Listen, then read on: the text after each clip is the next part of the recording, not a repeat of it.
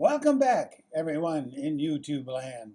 This is your tinfoil hat economist coming back to you at the speed of light with episode number 7. And I tilt my antenna towards the White House, where Donald Trump has proposed payroll taxes, wage tax cuts.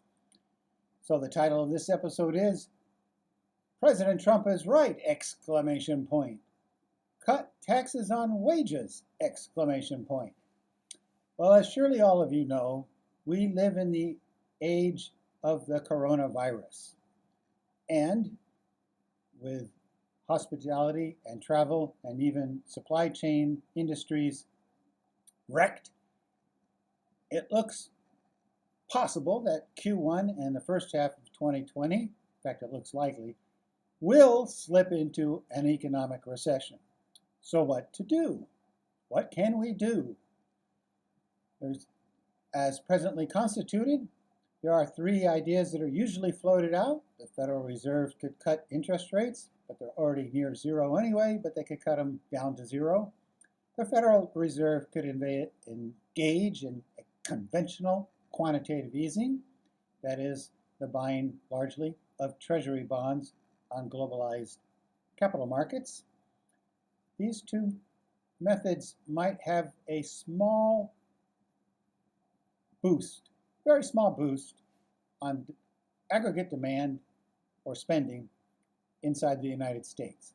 The third option can increase spending inside the United States. That's for the federal government to run a larger deficit. However, this takes time. It's clunky. You got to get Congress to approve new spending and tax regulations and so forth. So, as I always say, the time to avoid an auto accident is before you have the accident, and the time to avoid an economic recession is before you have the economic recession. So what to do? Well, it turns out our President Trump, l'enfant l'orange, has proposed the right solution. I'm delighted to say, and here we go.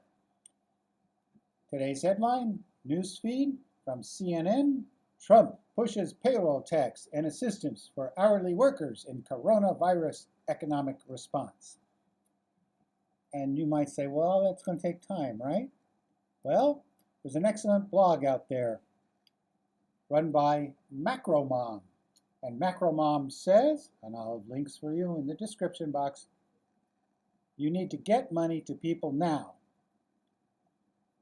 The easiest way is to cut federal tax withholding for the next 2 months, I would say 6 months.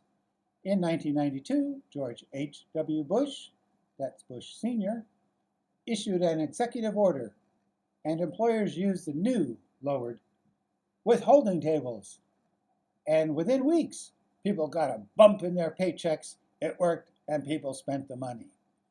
I have a similar idea as we have a holiday on payroll taxes, that's Social Security, Medicare, also called FICA taxes, and you have a holiday for 6 months. Offset the loss of tax receipts by having the Federal Reserve buy treasuries and place them into the Social Security Trust Fund. Anyway, both ideas are somewhat the same. They get money to people who will spend it very soon.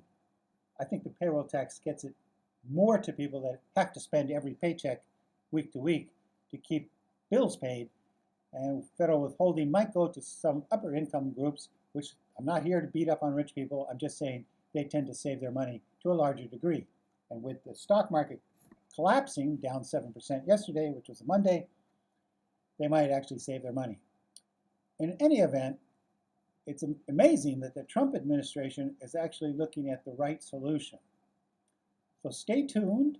Let's see if they can figure out payroll taxes as opposed to federal withholding. And we will look at this issue in coming videos. So this is your tinfoil hat economist signing off at the speed of light. And I look forward to revisiting this issue with all of you in episode number 8. Tally ho!